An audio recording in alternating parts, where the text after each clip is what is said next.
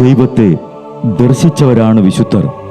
ആ വിശുദ്ധരോടൊപ്പം മാലാഖമാരുമായി സ്വർഗീയ ആനന്ദത്തിൽ ആയിരിക്കുന്ന ഞങ്ങളുടെ വാത്സല്യനിധിയായ അമ്മ ത്രേസ്യാളിൻ്റെയും പ്രിയ സഹോദരങ്ങളായ മണിദാസിൻ്റെയും ബ്രൈറ്റിൻ്റെയും പാവന സ്മരണയ്ക്ക് മുൻപിൽ ബ്രൈറ്റ് ഗ്രൂപ്പ് ഓഫ് അക്കാഡമീസ് പ്രാർത്ഥനാപൂർവം സമർപ്പിക്കുന്നു ഇന്നത്തെ വിശുദ്ധർ.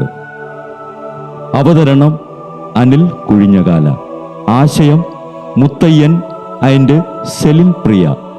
സംവിധാനം സ്റ്റെനി ആൻഡ് സ്റ്റെനിച്ച്. ഇന്നേ ദിവസം തിരുസഭ മാതൃകയായി നൽകിയ വിശുദ്ധരെ അനുകരിച്ച് പ്രാർത്ഥനയോടെ ആ പാത പിന്തുടരുന്ന നിങ്ങൾക്കേവർക്കും കർത്താവിൻ്റെ തിരുമുഖം ദർശിക്കാൻ കഴിയട്ടെ എന്ന പ്രാർത്ഥനയോടെ ഞാൻ നിങ്ങളുടെ സ്വന്തം ജസ്റ്റിൻ.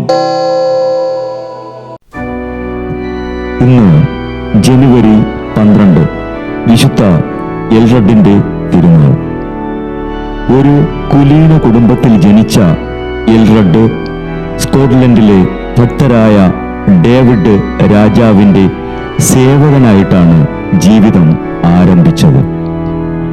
എൽറഡ് കൊട്ടാരത്തിൽ എല്ലാവരുടെയും കണ്ണിലുണ്ണിയായിരുന്നു.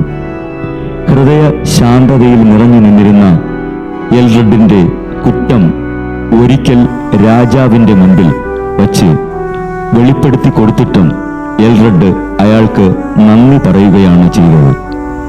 കൊട്ടാരവാസികളോടുള്ള സ്നേഹം കുറേനാൾ അദ്ദേഹത്തെ ലൗകിക സന്തോഷങ്ങളിൽ ബന്ധനസ്ഥനാക്കി.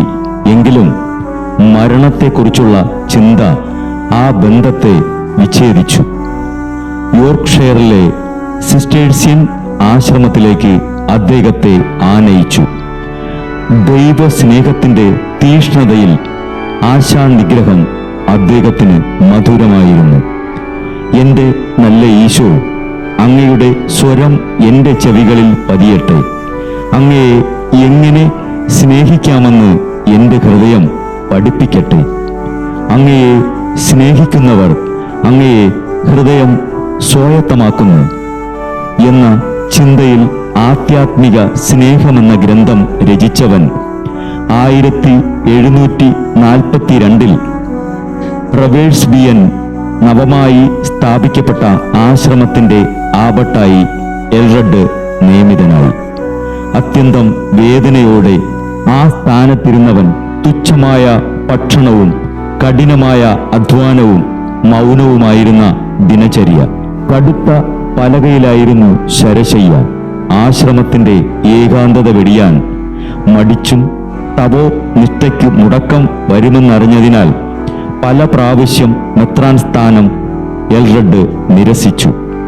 300 സന്യാസികളുടെ സുപ്പീരിയറായിരുന്ന എൽറഡ് 58-ാമത്തെ വയസ്സിൽ കർത്താവിൽ നിദ്ര പ്രാപിച്ചു.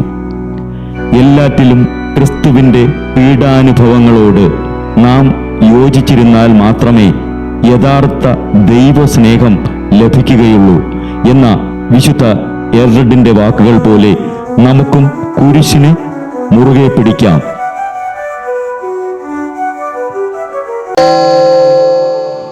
ബ്രൈറ്റ് കുടുംബത്തിൽ നിന്നും കർത്താവ് തൻ്റെ മുന്തിരിത്തോപ്പിലേക്ക് വിളിച്ച് പൗരോഹിത്യം നൽകി അനുഗ്രഹിച്ച റവറൻ ഫാദർ ബിൽ ബ്രൈറ്റും സന്യാസത്തിലേക്ക് വിളിച്ച് അനുഗ്രഹിച്ച് മണവാട്ടിയാക്കിയ സിസ്റ്റർ മരിയ ജോസും വിശുദ്ധരെ അനുകരിച്ച് ഇവിടെ ഈ ഭൂമിയിൽ ആത്മാക്കളെ നേടാനായി ഇരുൾ വീണ താഴ്വരയിലൂടെ നടക്കുമ്പോഴും പൈശാചിക ശക്തികൾ വിടാതെ പിന്തുടർന്ന് പീഡിപ്പിക്കുമ്പോഴും മരണം നിഴലായി കൂടെ നടക്കുമ്പോഴും ദിവ്യകാരുണ്യം എപ്പോഴും ആത്മാവിന് കരുത്തേകും പോലെ തിരുവചനമെന്നും പാതയിൽ വിളക്കായി ജ്വലിച്ച് ആ ജ്വാലയിൽ അനേകായിരം ആത്മാക്കളെ നേടിയെടുക്കാൻ സകല വിശുദ്ധരെ, മാലാഖമാരെ, ഇവർക്കു വേണ്ടി എപ്പോഴും കർത്താവിനോട് മാധ്യസ്ഥം വഹിച്ച് പ്രാർത്ഥിക്കണമേ.